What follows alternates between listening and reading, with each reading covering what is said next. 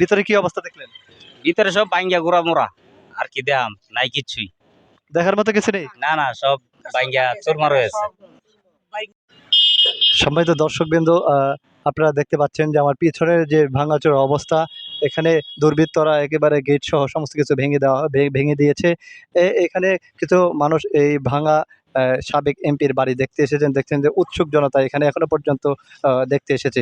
যেহেতু ২ দিন হয়ে যাচ্ছে এই বাড়ি ভাঙার বিষয়টি ২ দিন হয়ে যাচ্ছে। তারপরেও মানুষ দূর দূরান্ত থেকে এখানে এই ভাঙা বাড়িটি দেখতে এসেছেন।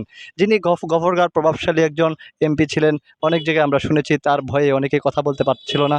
আমরা এমনটাও অনেক জায়গা থেকে শুনেছি।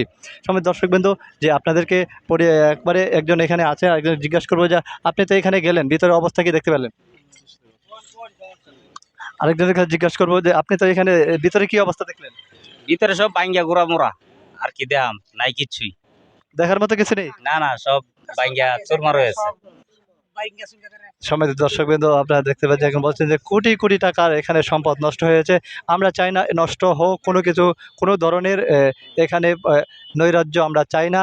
যেগুলো সম্পদ নষ্ট হয়েছে এটা আমাদের দেশেরই সম্পদ নষ্ট হয়েছে, এটা আমাদেরই সম্পদ ছিল। আর যারা দুর্বৃত্তরা এই কাজটা করেছে আমাদের দেশেরই ক্ষতি করেছে। আমি একজনের মুরব্বীর কাছে জিজ্ঞাসা করবো, আপনার এই এলাকার পরিস্থিতিটা কি এখন বর্তমানে? এখন তোমার নিরবন্ত আর কোনো লোকটুক নাই না, এই মানুষ আসতেছে যাইতেছে দেখতেছে এতটুকু আর কি। এখানে নিরাপত্তা কি? এখন নিরাপত্তার কোনো ইয়ে নেই? আর নিরাপত্তা তো কিছু দেখি নাই, আমি যেরকম দেখতেছি কোনো কিছু নাই, আইনশৃঙ্খলা বাহিনী কোনো নিরাপত্তা নেই। আপনার বাসা কোন জায়গা? আমার বাসা এইটাই নয় যে ফায়ার সার্ভিসের লাগে দেখতে আসছেন? আমি দেখতে আসছি। এর আগে আসেন নাই? না আমি গেছিলাম শুক্রবার মাওনা থেকে আজকে এই মাত্র আইসি আর কি, আগে দেখে এমপি বাড়ি ভেঙেছে। আপনি কি চান সারা বাংলাদেশে এরকম আরো হোক? এটা কি কেউ চা? এই দেশের ক্ষতি, দেশের সম্পদ হোক, এটা কেউ চা? এটা তো আমার দেশের সম্পদ। যেহেতু উনি এমপি ছিলেন, স্বৈরাচারী শাসকের এমপি ছিলেন, তার মানে কি একজন অপরাধ করলে তাকে আইনের হাতে না দিয়ে এভাবে ভেঙে দেওয়া? করছে ওনার অপরাধের শাস্তি আছে, আইন আছে, অফিস আছে, আদালত, তাদের বিচার হবে। এভাবে বাড়ি নষ্ট হবে, এটা তো আর। সম্মানিত দর্শকবৃন্দ, এলাকার মানুষও বলছিলেন যে যদি সে কোনো অপরাধ করেই বা থাকে তাহলে তার আইনের ধারায় তাকে বিচার করা হোক, এমনটাই তাদের ইয়া। কিন্তু এভাবে সম্পদ নষ্ট করা, এভাবে ধ্বংস করে দেওয়া, এটা বোধকাম্য নয়। বাংলাদেশেরই সম্পদ এগুলো, বাংলাদেশেরই ক্ষতি হবে। দেশেরই সম্পদ দেশেরই ক্ষতি করতেছে মানুষ। আমরা চাই না কোনো জায়গায় দাঙ্গা, আমরা চাই না কোনো জায়গায় হাঙ্গামি কিংবা কোনো জায়গায় ভেজাল হোক। আমরা চাই শান্তিপূর্ণভাবে দেশ চলুক।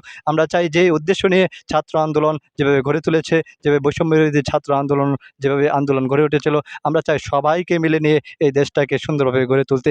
আমরা চাই না আর কোনো এভাবে নৈরাজ্য হোক, এভাবে ভাঙাচোরা হোক। আমরা সবাই শান্তিতে থাকবেন, সবাই সুন্দরভাবে দেশ গড়বেন, এটাই প্রত্যাশা। সততা মিডিয়া 11 সবসময় সত্য খবরগুলো আপনাদের সাথে তুলে ধরে। আসসালামু আলাইকুম ওয়া রাহমাতুল্লাহ।